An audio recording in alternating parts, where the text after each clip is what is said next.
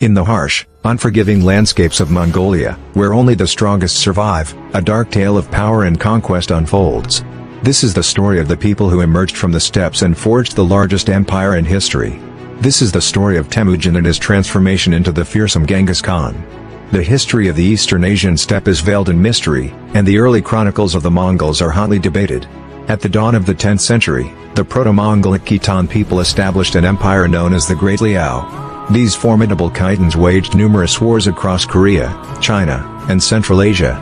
Yet, by 1125, they were vanquished by the Chinese Jin dynasty and forced to create a new state, Western Liao. In the unforgiving northern reaches of what is now Mongolia, a coalition of nomadic tribes formed a tribal confederation called Mongol, meaning the whole Mongol. Among these tribes, the Burjigin clan stood out, frequently electing their leaders as Khans of the Union throughout the 12th century. The Mongol faced a relentless rivalry with the Tatar Confederacy, another nomadic group in the region. This brutal struggle nearly obliterated the Mongol Confederation in the latter half of the 12th century. At this critical juncture, Yeshogei, the chief of the Burjigin clan, sought to reunify the tribes.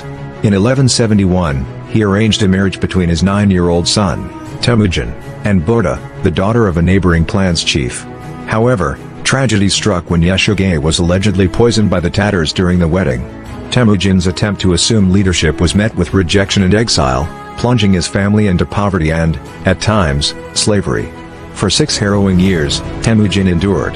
Eventually, with the aid of his blood brother Genghis and Togrul Khan, the leader of the Karai tribe, he began to gather followers. Together, Temujin and Genghis raided rival tribes, but their alliance soon crumbled. Genghis, a staunch defender of the traditional Mongolian aristocracy, clashed with Temujin, who empowered capable individuals regardless of their tribal affiliation. Fearing Temujin's rising influence, Genghis attacked in 1187 with an army of 30,000.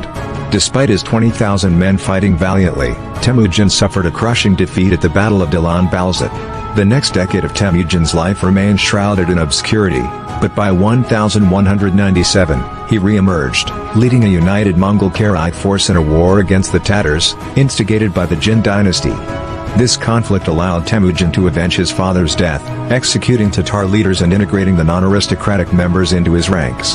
Temujin's innovative leadership, rewarding skill and loyalty over blood ties, laid the foundation for a new code of law, promising his followers a share of the spoils of war.